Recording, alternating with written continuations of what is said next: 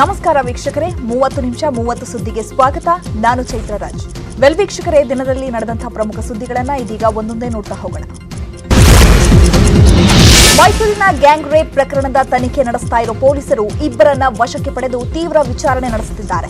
ಸಂಶಯದ ಮೇಲೆ ಇಬ್ಬರ ವಿಚಾರಣೆ ನಡೆಸಲಾಗ್ತಿದ್ದು, ಪೊಲೀಸರ ವಶದಲ್ಲಿರುವ ಇಬ್ಬರು ಯಾರು ಅನ್ನೋದೇ ಹತ್ತಾರು ಪ್ರಶ್ನೆ ಮೂಡಿಸಿದೆ. ಯಾಕಂದ್ರೆ ಪೊಲೀಸರು ವಿಚಾರಣೆ ನಡೆಸ್ತಾ ಇರುವುದು ಆರೋಪಿಗಳ ಅಥವಾ ಆರೋಪಿಗಳ ಬಗ್ಗೆ ಸುಳಿವು ಕೊಟ್ಟವರ ಅನ್ನೋದರ ಸುಳಿವು ಬಿಟ್ಟುಕೊಟ್ಟಿಲ್ಲ. ಎಲ್ಲವನ್ನ ಗೌಪ್ಯವಾಗಿಟ್ಟಿರೋ ಪೊಲೀಸರು ಮಹತ್ವದ ವಿಚಾರಣೆ ನಡೆಸುತ್ತಿದ್ದಾರೆ. ಗ್ಯಾಂಗ್ ರೇಪ್ ಪ್ರಕರಣ ಸಂಬಂಧ ಘಟನಾ ಸ್ಥಳಕ್ಕೆ ಭೇಟಿ ನೀಡಿದ್ದ ಗೃಹ ಸಚಿವ ಆರಗ ಜ್ಞಾನೇಂದ್ರ ಕಾಟಾಚಾರದ ಪರಿಶೀಲನೆ ನಡೆಸಿದ್ದಾರೆ. ರಸ್ತೆಯಲ್ಲೇ ನಿಂತ ಸಚಿವರು ಕೇವಲ 5 ನಿಮಿಷ ಸ್ಥಳ ಪರಿಶೀಲನೆ ನಡೆಸಿದ್ದಾರೆ. ಈ ವೇಳೆಯೂ ಸಚಿವರು ಫೋನ್ನಲ್ಲೇ ಫುಲ್ ಬ್ಯುಸಿಯಾಗಿದ್ರು. ಹಾಗೆ ಬಂದು ಹೀಗೆ ಹೋಗಿದ್ದಾರೆ. ಇದಕ್ಕೂ ಮೊದಲು ಹಿರಿಯ ಅಧಿಕಾರಿಗಳ ಜೊತೆ ಸಭೆ ನಡೆಸಿದ ಸಚಿವರು ಪ್ರಕರಣದ ಸಂಬಂಧ ಮಾಹಿತಿ ಕಲೆ ಹಾಕಿದ್ರು. ಇನ್ನೇನು ಕೆಲವೇ ಹೊತ್ತಲ್ಲಿ ಸುದ್ದಿಗೋಷ್ಠಿ ನಡೆಸಲಿದ್ದು ಪ್ರಕರಣದ ಬಗ್ಗೆ ಮಾಹಿತಿ ನೀಡಲಿದ್ದಾರೆ.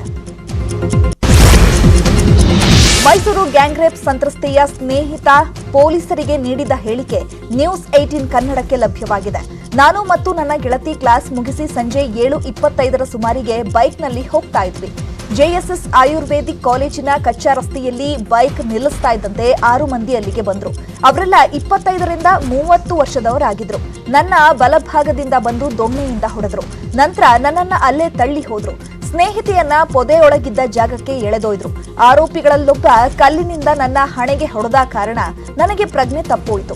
15 ನಿಮಿಷದ ನಂತರ ಪ್ರಜ್ಞೆ ಬಂದ ಮೇಲೆ ನನ್ನ ತಂದೆಗೆ ಕಾಲ್ ಮಾಡಿ 3 ಲಕ್ಷ ಕೊಡಿಸುವಂತೆ ಒತ್ತಾಯವನ್ನ ಮಾಡಿದ್ರು. ತೀವ್ರವಾಗಿ ನಿತ್ರಾಣಗೊಂಡಿದ್ದ ಗೆಳತಿಯನ್ನ ಆಸ್ಪತ್ರೆಗೆ ದಾಖಲಿಸಿದೆ ಅಂತ ಪೊಲೀಸರ ಮುಂದೆ ಹೇಳಿಕೆ ನೀಡಿದ್ದಾನೆ. ಗ್ಯಾಂಗ್ ರೇಪ್ ಬಗ್ಗೆ ಪ್ರತಿಕ್ರಿಯೆ ನೀಡಿದ ಮಾಜಿ ಸಿಎಂ ಬಿಎಸ್ ಯಡಿಯೂರಪ್ಪ ಇಂದು ಅಥವಾ ನಾಳೆಯೊಳಗೆ ಆರೋಪಿಗಳನ್ನ ಹಿಡಿಯುತ್ತೇವೆ ಅಂತ ಮಾಹಿತಿಯನ್ನ ಕೊಟ್ಟಿದ್ದಾರೆ. ಆರೋಪಿಗಳ ಪತ್ತೆಗೆ ಸರ್ಕಾರ ಎಲ್ಲಾ ರೀತಿಯ ಪ್ರಯತ್ನ ಮಾಡ್ತಾ ಇದೆ. ನಿಶ್ಚಿತವಾಗಿಯೂ ಆರೋಪಿಗಳು ಸಿಗ್ತಾರೆ. ಸರ್ಕಾರ ಕ್ರಮ ತೆಗೆದುಕೊಳ್ಳುತ್ತೆ. ಮುಂದೆ ಈ ರೀತಿಯ ಘಟನೆ ಆಗದಂತೆ ಎಚ್ಚರ ವಹಿಸ್ತೇವೆ ಅಂತ ಹೇಳಿದ್ದಾರೆ.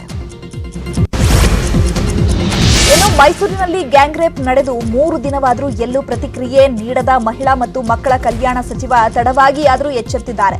ಇಂದು ಸಿಎಂ ಭೇಟಿ ಮಾಡಿದ ಹಾಲಪ್ಪ ಆಚಾರ್ ಪ್ರಕರಣದ ಬಗ್ಗೆ ಚರ್ಚೆ ನಡೆಸಿದ್ದಾರೆ. ಈ ಬಗ್ಗೆ ಬೆಂಗಳೂರಿನಲ್ಲಿ ಮಾತನಾಡಿದ ಸಿಎಂ ಬೊಮ್ಮಾಯಿ, ಪೊಲೀಸ್ ಅಧಿಕಾರಿಗಳು ತನಿಖೆ ಮಾಡುತ್ತಿದ್ದಾರೆ. ಆದಷ್ಟು ಬೇಗ ಆರೋಪಿಗಳನ್ನ ಬಂಧಿಸುತ್ತೇವೆ ಅಂತ ಮಾಹಿತಿಯನ್ನ ಕೊಟ್ಟಿದ್ದಾರೆ. ನೋಡಿ, ಪೊಲೀಸ್ ಅಧಿಕಾರಿಗಳು ತನಿಖೆ ಮಾಡ್ತಾ ಇದ್ದಾರೆ. ಎಲ್ಲ ವಿವರಗಳನ್ನ ಪಡ್ಕೊಂಡು ಅವರು ಮುಂದುವರಿತಾರೆ. ಅವರು ಯಾವ ಹಂತದಲ್ಲಿದೆ ಅಂತ ಅವರು ಅದನ್ನು ಇನ್ನೂ ಹೇಳಿಲ್ಲ. ನನಗೆ ನೇರವಾಗಿ ವರದಿಯನ್ನು ಕೂಡ ಮಾಡಿ ಅನ್ನುವಂಥ ಮಾತನ್ನು ಕೂಡ ನಾನು ಹೇಳಿದ್ದೆ.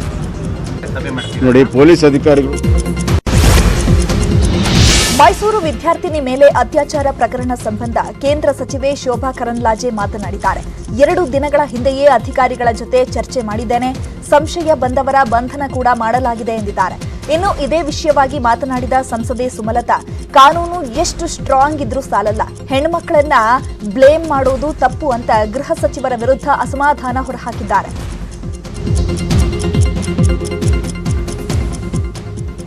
ಬಹಳ ಸ್ಪಷ್ಟವಾಗಿ ಅಲ್ಲಿಯ ಪೊಲೀಸ್ ಕಮಿಷನರ್ಗೆ, ಡಿಸಿ ಅವರಿಗೆ ನಾನು ಮೊನ್ನೆ ನನಗೆ ಗೊತ್ತಾದ ತಕ್ಷಣ, ನೀವು ಮಾಧ್ಯಮದಲ್ಲಿ ತೋರಿಸಿದ ತಕ್ಷಣ ನಾನು ಮಾತಾಡಿದ್ದೆ 2 ದಿನದ ಹಿಂದೆನೆ. ಬಹಳ ಕಠಿಣವಾದಂಥ ಕಾನೂನಿನ ಕ್ರಮವನ್ನು ಕೈಗೊಳ್ಳಬೇಕನ್ನುವಂಥ ಸೂಚನೆಯನ್ನು ಕೂಡ ಕೊಡಲಾಗಿದೆ. ತಕ್ಷಣ ಆರೋಪಿಗಳನ್ನು ಬಂಧನ ಮಾಡಬೇಕನ್ನುವಂಥದ್ದಕ್ಕೆ ಕೂಡ ಸೂಚನೆ ಕೊಡಲಾಗಿದೆ.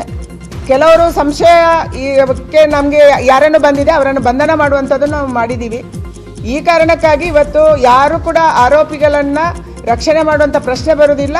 ಆರೋಪಿಗಳಿಗೆ ಶಿಕ್ಷೆ ಆಗಬೇಕು, ಪೋಸ್ಕೋ ಕಾಯ್ದೆ ಅಡಿಯಲ್ಲಿ ಆಗಬೇಕು. ಕೇಂದ್ರ ಸರ್ಕಾರ ಕ್ರಿಮಿನಲ್ ಅಮೆಂಡ್ಮೆಂಟ್ ಬಿಲ್ ಏನು ತಿದ್ದುಪಡಿ ಮಾಡಿದೆ, ಅದರ ಆಧಾರದಲ್ಲಿ ಅವರಿಗೆ ಶಿಕ್ಷೆ ಆಗಬೇಕು ಅನ್ನುವಂಥದ್ದು ಬಹಳ ಸ್ಪಷ್ಟ ಇದೆ. ಬಹಳ ಸ್ಪಷ್ಟವಾಗಿ ಹೆಣ್ಮಕ್ಕಳನ್ನು ಬ್ಲೇಮ್ ಮಾಡೋದು ತುಂಬ ತಪ್ಪು.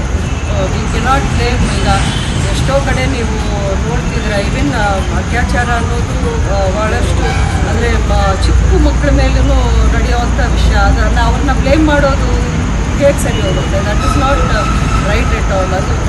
ಅದನ್ನು ನಾನು ಒಪ್ಪಿದ್ದೀನಿ. ಈ ಒಂದು ವಿಷಯದಲ್ಲಿ ಎಸ್ಪೆಷಲಿ ಹೆಣ್ಮಕ್ಕಳ ಮೇಲೆ ನಡೆಯುವಂಥ ಈ ಅತ್ಯಾಚಾರಗಳೇನಿದೆ, ಇಂಥ ಒಂದು ಅಫೆನ್ಸಸ್ಸಲ್ಲಿ ಎಲ್ಲೂ ನಾವು ಹೋಲ್ಸ್ನ ಬಿಡಬಾರ್ದು. ನಾವು ಖಂಡಿತ ನನ್ನ ಒಂದು ಧ್ವನಿ ಇದರ ಅಂದರೆ ಹೆಣ್ಮಕ್ಳ ಬಗ್ಗೆ ಈ ಅತ್ಯಾಚಾರ ಏನು ಹೇಳ್ತೀವಿ ಅದರ ವಿರೋಧ ನನ್ನ ಧ್ವನಿ ಯಾವತ್ತೂ ಇದೆ. ಮೈಸೂರು ಪ್ರಕರಣದಲ್ಲಿ ಗೃಹ ಸಚಿವರು ಹಾಗೂ ಸರ್ಕಾರದ ವೈಫಲ್ಯವೇ ಎದ್ದು ಕಾಣುತ್ತಿದೆ ಅಂತ ಕೆಪಿಸಿಸಿ ಅಧ್ಯಕ್ಷ ಡಿಕೆ ಶಿವಕುಮಾರ್ ಕಿಡಿಕಾರಿದ್ದಾರೆ. ಪಾಪ ಗೃಹ ಸಚಿವರು ಹೊಸದಾಗಿ ಮಂತ್ರಿಯಾದವರು. ಗೃಹ ಸಚಿವರಿಂದಷ್ಟೇ ಏನೂ ಆಗಲ್ಲ, ಇದು ಆಡಳಿತದ ಜವಾಬ್ದಾರಿ. ಸರ್ಕಾರದಲ್ಲಿ ಹೆಣ್ಮಕ್ಕಳಷ್ಟೇ ಅಲ್ಲ, ಗಂಡು ಮಕ್ಕಳು ಸೇಫ್ ಆಗಿಲ್ಲ. ತನಿಖೆ ಬಗ್ಗೆ ಸಿಎಂ ಉತ್ತರ ಕೊಡ್ಲಿ ಅಂತ ಡಿಕೆಶಿ ಒತ್ತಾಯಿಸಿದ್ದಾರೆ. ಗೃಹ ಸಚಿವರು ಪಾಪ ಇನ್ನ ಮೇಲೆ ಮಾತಾಡೋದಿಲ್ಲ. ಅದು ಸರ್ಕಾರ ಇಸ್ ನಾಟ್ ಗೃಹ ಸಚಿವರು. ಅವರು ನಾನು I don't want to comment on it. The government, the chief minister ಒಬ್ಬದೇನಿದೆ, ಈ ರಾಜ್ಯದ ಆಡಳಿತ, ಈ ರಾಜ್ಯಕ್ಕೆ ಯಾರು ಹೆಣ್ಮಕ್ಳಾಗಲಿ ಗಂಡ್ಮಕ್ಳಾಗಲಿ ಯಾರು ಸೇಫ್, ಇದಕ್ಕೆ ಸಾಕ್ಷಿ. ಗೃಹ ಸಚಿವರು ಪಾಪ ಇನ್ನ ಮೇಲೆ ಮಾತಾಡೋದಿಲ್ಲ. ಅದು ಸರ್ಕಾರ ಇಸ್ ನಾಟ್ ಗೃಹ ಸಚಿವರು. ಮೈಸೂರಿನಲ್ಲಿ ನಡೆದ ಗ್ಯಾಂಗ್ ರೇಪ್ ಬಗ್ಗೆ ದಾವಣಗೆರೆ ಸಂಸದ ಜಿಎಂ ಸಿದ್ದೇಶ್ವರ್ ಉಡಾಫೆ ಉತ್ತರ ನೀಡಿದ್ದಾರೆ. ಮೈಸೂರಿನಲ್ಲಿ ರೇಪ್ ಆದ್ರೆ ನನ್ನನ್ನ ಯಾಕೆ ಕೇಳ್ತೀರಾ? ನಾನು ಏನನ್ನು ನೋಡಿಲ್ಲ, ಏನನ್ನು ಕೇಳಿಲ್ಲ. ಜಿಲ್ಲೆಗೆ ಸಂಬಂಧಪಟ್ಟಿದ್ದು ಏನಾದ್ರೂ ಇದ್ರೆ ಕೇಳಿ, ಅದನ್ ಬಿಟ್ಟು ಎಲ್ಲಿದ್ದಾದ್ರೂ ಕೇಳಿದ್ರೆ ಹೇಗೆ ಅಂತ ಹೇಳಿದ್ದಾರೆ. ನಾನು ನೋಡಿಲ್ಲಪ್ಪ. ಮೈಸೂರು ರೇಪ್ ಕೇಸ್ ಆದ್ರೆ ಎಲ್ಲೆಲ್ಲೋ ಆದ್ರೆ ನನ್ನ ಯಾಕೆ ಕೇಳ್ತೀರಪ್ಪ? ನಾನು ನೋಡಿದ ಮಾಡಿದ ಹೇಳಪ್ಪ. ನಾಗರಿಕ ಸಮಯ ಆದರೆ ನಮ್ಮ ಜಿಲ್ಲೆಗೆ ಏನಾಗಿದ್ದಿದ್ರೆ ಕೇಳು, ಖಂಡಿತ ನಾನು ಅದಕ್ಕೆ ಸರಿಯಾಗಿ ಉತ್ತರ ಕೊಡ್ತೀನಿ ಅಥವಾ ಅದ್ರ ಬಗ್ಗೆ ಕ್ರಮ ತಗೊಳಕ್ಕೆ ಅಧಿಕಾರಿಗಳಿಗೆ ಹೇಳ್ತೀನಿ. ಮೈಸೂರಾಗ ನನಗೇನು ಗೊತ್ತಿಲ್ಲ, ನನಗೆ ರೇಪು ಗೊತ್ತಿಲ್ಲ, ಯಾವುದು ಗೊತ್ತಿಲ್ಲಪ್ಪ. ನಾನು ನೋಡಿಲ್ಲಪ್ಪ. ಮೈಸೂರು ರೇಪ್ ಕೇಸ್ ಆದ್ರೆ ಎಲ್ಲೆಲ್ಲೋ ಆದ್ರೆ ನನ್ನ ಯಾಕೆ ಕೇಳ್ತೀರಪ್ಪ? ನಾನು ನೋಡಿದ ಮಾಡಿದ ಹೇಳಪ್ಪ. ನಾಗರಿಕ ಸಮಯ ಆದರೆ ನಮ್ಮ ಜಿಲ್ಲೆಗೆ ಏನಾಗಿದ್ದಿದ್ರೆ ಕೇಳು, ಖಂಡಿತ ನಾನು ಅದಕ್ಕೆ ಸರಿಯಾಗಿ ಉತ್ತರ ಕೊಡ್ತೀನಿ ಅಥವಾ ಅದ್ರ ಬಗ್ಗೆ ಕ್ರಮ ತಗೊಳಕ್ಕೆ ಅಧಿಕಾರಿಗಳಿಗೆ ಹೇಳ್ತೀನಿ. ಮೈಸೂರಾಗ ನನಗೇನು ಗೊತ್ತಿಲ್ಲ, ನನಗೆ ರೇಪು ಗೊತ್ತಿಲ್ಲ, ಯಾವುದು ಗೊತ್ತಿಲ್ಲಪ್ಪ. ಮೈಸೂರಿನ ಗ್ಯಾಂಗ್ ರೇಪ್ ಬಗ್ಗೆ ತುಮಕೂರಿನಲ್ಲಿ ಮಾತನಾಡಿದ ಮಾಜಿ ಡಿಸಿಎಂ ಜಿ ಪರಮೇಶ್ವರ್ ಸರ್ಕಾರದ ವಿರುದ್ಧ ಕಿಡಿಕಾರಿದ್ದಾರೆ. ರಾಜ್ಯದಲ್ಲಿ ಇತ್ತೀಚೆಗೆ ಅತ್ಯಾಚಾರ ಪ್ರಕರಣಗಳ ಸಂಖ್ಯೆ ಜಾಸ್ತಿಯಾಗ್ತಿದೆ. ಅನುಭವ ಇಲ್ಲದ ಶಾಸಕರಿಗೆ ಗೃಹ ಮಂತ್ರಿ ಪಟ್ಟ ಕೊಟ್ಟಿರೋದು ಕಾನೂನು ಸುವ್ಯವಸ್ಥೆ ಹದಗೆಡಲು ಕಾರಣ ಅಂತ ವಾಗ್ದಾಳಿ ನಡೆಸಿದ್ದಾರೆ. ಇನ್ನು ಇದೇ ವಿಷಯದ ಬಗ್ಗೆ ಚಾಮರಾಜನಗರದಲ್ಲಿ ಮಾತನಾಡಿದ ಶಾಸಕ ಯತೀಂದ್ರ ಸಿದ್ದರಾಮಯ್ಯ, ಮೈಸೂರಿನಂತಹ ನಗರದಲ್ಲೇ ಇಂತಹ ಘಟನೆ ನಡೆದಿರೋದು ಕಳವಳಕಾರಿ ವಿಷಯ. ಇನ್ನು ಬೇರೆ ನಗರಗಳ ಗತಿ ಏನು ಅಂತ ಪ್ರಶ್ನೆ ಮಾಡಿದ್ದಾರೆ. ರಾಜ್ಯದಲ್ಲಿ ಇತ್ತೀಚೆಗೆ ರೇಪ್ಗಳ ಸಂಖ್ಯೆ ಜಾಸ್ತಿ ಆಗ್ತಾ ಇದೆ ಅಂತ ಹೇಳಿ ಈಗಾಗಲೇ ಮಾಧ್ಯಮದಲ್ಲೆಲ್ಲ ನೋಡಿದ್ದೇವೆ. ಮೈಸೂರಿನಲ್ಲಿ ನಡೆದಂಥ ಘಟನೆ ಮತ್ತು ನಮ್ಮ ತುಮಕೂರಿನಲ್ಲಿ ಹಿರೇಳ್ಳಿಯ ಲಿಮಿಟ್ಸಲ್ಲಿ ನಡೆದಿರ್ತಕ್ಕಂಥ ಅತ್ಯಾಚಾರ, ಇದನ್ನು ಗಮನಿಸಿದರೆ ಎಲ್ಲೋ. ಇನ್ನು ಮೈಸೂರು ಗ್ಯಾಂಗ್ ರೇಪ್ ಬಗ್ಗೆ ರಾಮನಗರದಲ್ಲಿ ಮಾತನಾಡಿದ ಕುಮಾರಸ್ವಾಮಿ, ಇಂಥದ್ದೊಂದು ಅಮಾನವೀಯ ಕೃತ್ಯ ನಡೆಯಬಾರದಿತ್ತು. ಇದರಲ್ಲಿ ಮೊದಲು ಸರ್ಕಾರದ ವೈಫಲ್ಯವಿದೆ. ಪೊಲೀಸ್ ಇಲಾಖೆ ಅಮಾಯಕರ ಮೇಲೆ ದಬ್ಬಾಳಿಕೆ ನಡೆಸ್ತಾ ಇದೆ. ಸಾರ್ವಜನಿಕವಾಗಿ ಮದ್ಯಪಾನಕ್ಕೆ ಅವಕಾಶ ಕೊಟ್ಟಿದ್ದೇ ತಪ್ಪು. ಉತ್ತರ ಪ್ರದೇಶ ಮತ್ತು ದೆಹಲಿಯಲ್ಲಿ ನಡೆದ ಘಟನೆಗಳು ರಾಜ್ಯದಲ್ಲಿ ನಡೀತಾ ಇವೆ ಅಂತ ಸರ್ಕಾರದ ವಿರುದ್ಧ ಗುಡುಗಿದ್ದಾರೆ.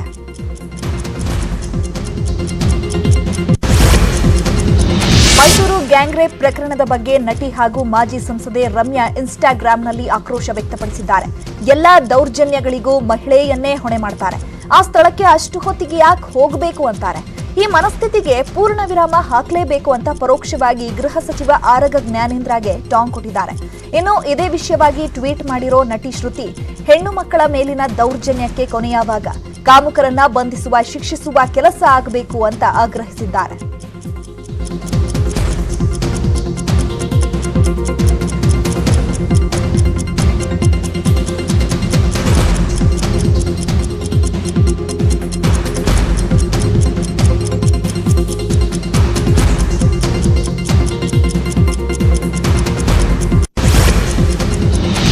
ಮೈಸೂರು ಗ್ಯಾಂಗ್ ರೇಪ್ ಘಟನೆಗೆ ನಟಿ ಹರ್ಷಿಕಾ ಪೂಣಚ್ಚ ಆಕ್ರೋಶವನ್ನ ವ್ಯಕ್ತಪಡಿಸಿದ್ದಾರೆ.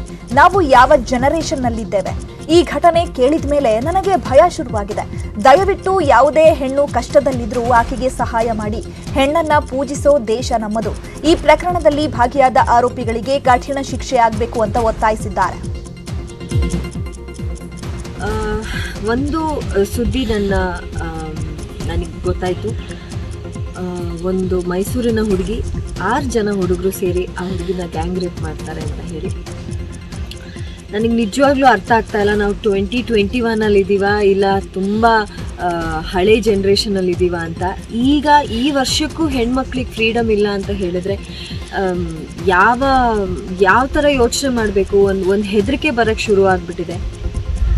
ದಯವಿಟ್ಟು ಒಂದು ನನ್ನ ಕಡೆಯಿಂದ ಕೋರಿಕೆ ಏನಂತ ಹೇಳಿದ್ರೆ, ನಿಮ್ಮ ಸುತ್ತಮುತ್ತ ಯಾವುದಾದ್ರೂ ಹೆಣ್ಮಕ್ಳ ಮೇಲೆ ಶೋಷಣೆ ಆಗ್ತಾ ಇದೆ, ಯಾವುದಾದ್ರೂ ಹೆಣ್ಮಕ್ಳ ಮೇಲೆ ಒಂದು ಕೆಟ್ಟ ದೃಷ್ಟಿ ಬೀಳ್ತಾ ಇದೆ ಅಂತ ಹೇಳಿದ್ರೆ ದಯವಿಟ್ಟು.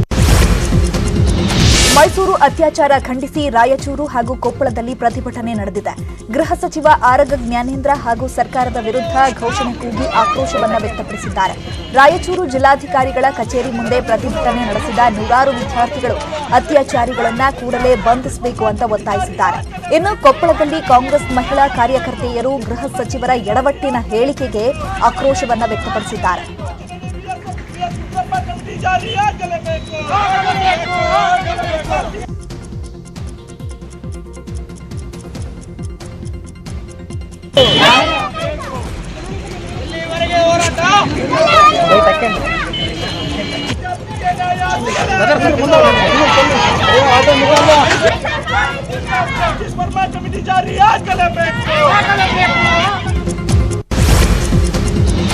ಮೈಸೂರು ಮಾತ್ರವಲ್ಲ, ಬೆಳಗಾವಿಯಲ್ಲೂ ಗ್ಯಾಂಗ್ ರೇಪ್ ಆಗಿದ್ದ ಸುದ್ದಿ ಹೊರಬಿದ್ದಿದೆ. 1 ತಿಂಗಳ ಹಿಂದೆ ಗೋಕಾಕ್ ತಾಲೂಕಿನಲ್ಲಿ 16 ವರ್ಷದ ಅಪ್ರಾಪ್ತೆ ಮೇಲೆ 5 ಅತ್ಯಾಚಾರ ಎಸಗಿದ್ದಾರಂತೆ. ಅಪ್ರಾಪ್ತೆಯನ್ನ ಪುಸಲಾಯಿಸಿ ಕರೆದೊಯ್ದ ರಾಕ್ಷಸರು ಅತ್ಯಾಚಾರವೆಸಗಿದ್ದಾರಂತೆ. ಈ ಕುರಿತು ನಿನ್ನೆ ಮೂಡಲಗಿ ಸಿಡಿಪಿಒಗೆ ಅನಾಮಧೇಯ ಪತ್ರವೊಂದು ಬಂದಿದೆ.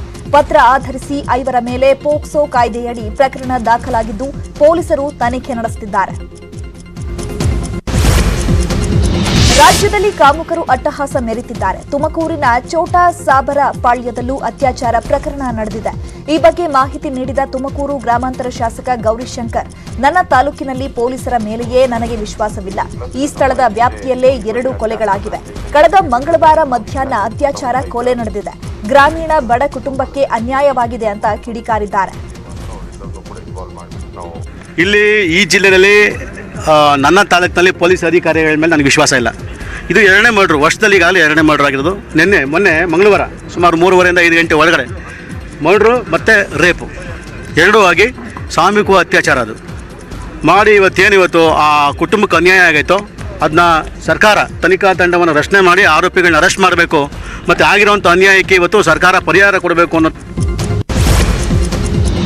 ಕೆಪಿಸಿಸಿ ಕಚೇರಿಯಲ್ಲಿ ವಿನೂತನ ಪ್ರಯೋಗಕ್ಕೆ ಡಿಕೆ ಶಿವಕುಮಾರ್ ಕೈ ಹಾಕಿದ್ದಾರೆ. ಸಮಯ ಪಾಲನೆಗೆ ಮುಂದಾಗಿರೋ ಕೆಪಿಸಿಸಿ ಅಧ್ಯಕ್ಷ ಡಿಕೆಶಿ ಕಚೇರಿಯಲ್ಲಿ ದೇವಸ್ಥಾನದ ಗಂಟೆ ಕೂರಿಸಿದ್ದಾರೆ. ಕಾಂಗ್ರೆಸ್ ಸಭೆ ನಡೆಸುವಾಗ ನಿಗದಿತ ಅವಧಿಯಲ್ಲೇ ಮಾತನಾಡಬೇಕು. ಒಂದು ವೇಳೆ ಸಮಯ ಮೀರಿದ್ರೆ ಈ ಗಂಟೆ ಬಾರಿಸೋ ಮೂಲಕ ಎಚ್ಚರಿಸ್ತಾರಂತೆ. ಇಂದಿನಿಂದ ಕೆಪಿಸಿಸಿ ಕಚೇರಿಯಲ್ಲಿ ಗಂಟೆ ನಿಯಮ ಜಾರಿಯಾಗಿದೆ. ಕಲಬುರಗಿ ಮಹಾನಗರ ಪಾಲಿಕೆ ಚುನಾವಣೆ ಕಾವು ದಿನೇ ದಿನೇ ಜೋರಾಗ್ತಿದೆ. ಪಾಲಿಕೆ ಚುನಾವಣೆಯಲ್ಲಿ ದಿಗ್ವಿಜಯ ಸಾಧಿಸೋದಕ್ಕೆ ಅಭ್ಯರ್ಥಿಗಳು ಆಫರ್ ಮೇಲೆ ಆಫರ್ ನೀಡುತ್ತಿದ್ದಾರೆ. ವಾರ್ಡ್ ನಂಬರ್ 42ರ ಜೆಡಿಎಸ್ ಅಭ್ಯರ್ಥಿ ಅಲೀಂ ಪಟೇಲ್ ಸಹೋದರ ಆಸ್ಪತ್ರೆಯ ಚಿಕಿತ್ಸೆಗೆ ಆಫರ್ ನೀಡಿದ್ದಾರೆ. ತಮ್ಮ ವಾರ್ಡ್ನ ಮತದಾರರಿಗೆ 5 ವರ್ಷಗಳ ವ್ಯಾಲಿಡಿಟಿಯ ಕಾರ್ಡ್ ವಿತರಣೆ ಮಾಡುತ್ತಿದ್ದಾರೆ. ಜೆಡಿಎಸ್ ಅಭ್ಯರ್ಥಿ ಸಹೋದರನ ಒಡೆತನದ ಕ್ಯೂಪಿ ಆಸ್ಪತ್ರೆಯಲ್ಲಿ ಒಪಿಡಿ, ಒಳರೋಗಿ ಚಿಕಿತ್ಸೆ, ಮೆಡಿಸಿನ್ ಎಲ್ಲದಕ್ಕೂ ರಿಯಾಯಿತಿ ನೀಡಲಾಗುತ್ತಂತೆ. ಜರ್ಮನಿಯಿಂದ ಬೆಂಗಳೂರಿಗೆ ಎಂಡಿಎಂಎ ಆರ್ಡರ್ ಮಾಡುತ್ತಿದ್ದ ಮಹಿಳಾ ಪೆಡ್ಲರ್ ಅನ್ನ ಎಸಿಬಿ ಅಧಿಕಾರಿಗಳು ಬಲೆಗೆ ಕೆಡವಿದ್ದಾರೆ. 3 ವರ್ಷದಿಂದ ಯೋಗಿತಾ ಅನ್ನೋ ಪೆಡ್ಲರ್ ರೇವ್ ಪಾರ್ಟಿಗಳಿಗೆ ಮಾದಕ ಸರಬರಾಜು ಮಾಡುತ್ತಿದ್ಲಂತೆ. ಆಫ್ರಿಕನ್ ಪೆಡ್ಲರ್ಸ್ ಜೊತೆಗೂ ನಂಟು ಹೊಂದಿದ್ದ ಈಕೆ ಜರ್ಮನಿಯಿಂದ ಬೆಂಗಳೂರಿಗೆ ಡ್ರಗ್ಸ್ ತರಿಸ್ತಾ ಇದ್ಲು. ಎಲೆಕ್ಟ್ರಾನಿಕ್ ಸಿಟಿಯ ಪೋಸ್ಟ್ ಆಫೀಸ್ಗೆ ಪಾರ್ಸಲ್ನಲ್ಲಿದ್ದ ಸ್ಯಾಂಡ್ವಿಚ್ ಗ್ರಿಲ್ ಹಾಗೂ ಕಾಸ್ಮೆಟಿಕ್ಸ್ನಲ್ಲಿ ಎಂಡಿಎಂಎ ಇರಿಸಿದ್ರು. ಈ ಬಗ್ಗೆ ಮಾಹಿತಿ ಕಲೆ ಹಾಕಿದ ಅಧಿಕಾರಿಗಳು ಡ್ರಗ್ಸ್ ಪೆಡ್ಲರ್ ಅನ್ನ ಬಂಧಿಸಿದ್ದಾರೆ. ಬೆಂಗಳೂರಿನ ಫುಡ್ ಫ್ಯಾಕ್ಟರಿಯಲ್ಲಿ ನಡೆದ ಬಾಯ್ಲರ್ ಸ್ಫೋಟ ಪ್ರಕರಣದಲ್ಲಿ ಸಾವಿನ ಸಂಖ್ಯೆ ಏರ್ತಾನೆ ಇದೆ. ಗಂಭೀರವಾಗಿ ಗಾಯಗೊಂಡಿದ್ದ ಶಾಂತಿ ಅನ್ನೋ ಮಹಿಳೆ ಸಹ ಇಂದು ಚಿಕಿತ್ಸೆ ಫಲಿಸದೆ ಸಾವನ್ನಪ್ಪಿದ್ದಾಳೆ. ಇದರೊಂದಿಗೆ ಸಾವಿನ ಸಂಖ್ಯೆ 5ಕ್ಕೇರಿದೆ. ಘಟನೆ ನಡೆದ ದಿನದಂದೇ ಕಂಪನಿ ಮಾಲೀಕ ವಿಜಯ್ ಮೆಹ್ತಾ ನಾಪತ್ತೆಯಾಗಿದ್ದು ಈತನ ಬಂಧನಕ್ಕೆ ಪೊಲೀಸರು ಬಲೆ ಬೀಸಿದ್ದಾರೆ. 4 ದಿನದ ಹಿಂದೆ ಮೈಸೂರಿನ ಚಿನ್ನದಂಗಡಿಯಲ್ಲಿ ನಡೆದ ಶೂಟೌಟ್ ಪ್ರಕರಣದ ಆರೋಪಿಗಳನ್ನ ಬಂಧಿಸಲಾಗಿದೆ. ರಾಜಸ್ಥಾನ ಮೂಲದ ಇಬ್ಬರು ಓರ್ವ ಸ್ಥಳೀಯನನ್ನ ಪೊಲೀಸರು ಕೆಡ್ಡಾಗೆ ಕೆಡವಿದ್ದಾರೆ. ಚಿನ್ನದಂಗಡಿ ದರೋಡೆ ಮಾಡಿದ್ದ ಹಂತಕರು ಸಾರ್ವಜನಿಕರು ಬರ್ತಾ ಇದ್ದಂತೆ ಗುಂಡು ಹಾರಿಸಿದ್ರು. ಈ ವೇಳೆ ಆಭರಣ ಖರೀದಿಗೆ ಬಂದಿದ್ದ ವ್ಯಕ್ತಿಯೊಬ್ಬ ಗುಂಡು ತಗುಲಿ ಸಾವನ್ನಪ್ಪಿದ. ಪ್ರಕರಣದ ತನಿಖೆಗಿಳಿದ ಪೊಲೀಸರು 3 ಆರೋಪಿಗಳನ್ನ ಪುಣೆ ಏರ್ಪೋರ್ಟ್ನಲ್ಲಿ ಬಂಧಿಸಿದ್ದಾರೆ.